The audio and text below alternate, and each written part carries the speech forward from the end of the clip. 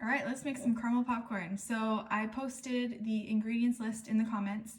So go ahead and look at those, make sure you have everything. So first, let's start with the popcorn kernels. You're gonna want a half a cup of that.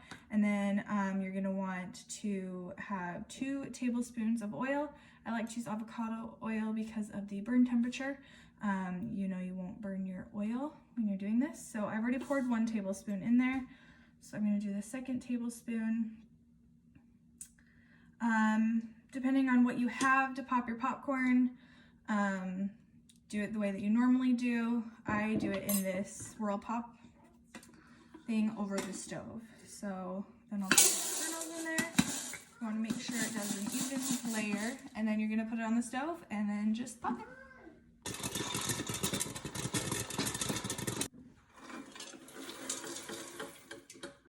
Okay, after that is done, we move on to the caramel part. So we are going to add 2 cups of brown sugar, and I've already added 1 of the cups.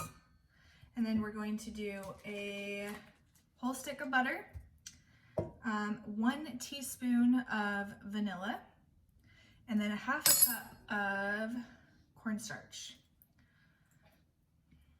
So you want to get that all into the pot.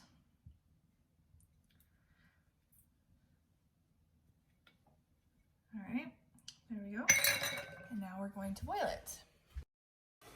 All right, so now I'm melting it. That's what it'll look like. Once everything is all melted and you get it to a boiling point, you are going to want to set a timer for 2 minutes. If you are at higher elevation, it's gonna be more like a minute, but here in Oregon, it's about 2 minutes. I just watch and make sure it just is a golden brown. When it reaches that, then you know it's done. And then I have my baking soda right here so that once it's done boiling, I can take it off the heat, throw that in there, and it'll get thicker, or I guess bigger in size. Okay, so I've set my timer. It's starting to boil, and you want to be stirring the whole time so that it doesn't burn.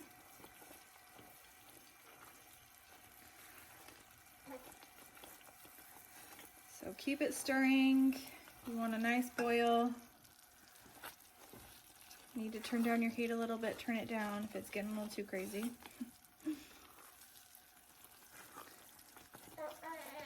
So you can kind of see it's starting to change color. It's going from the darker brown to a little bit of a lighter.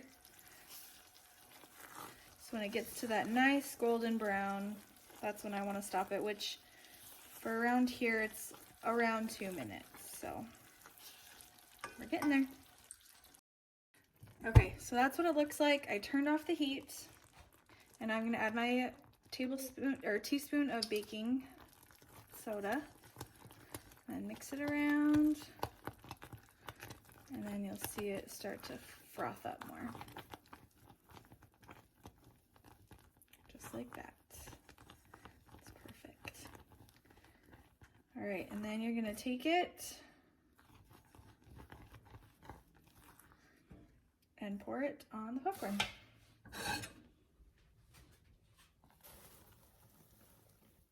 So good.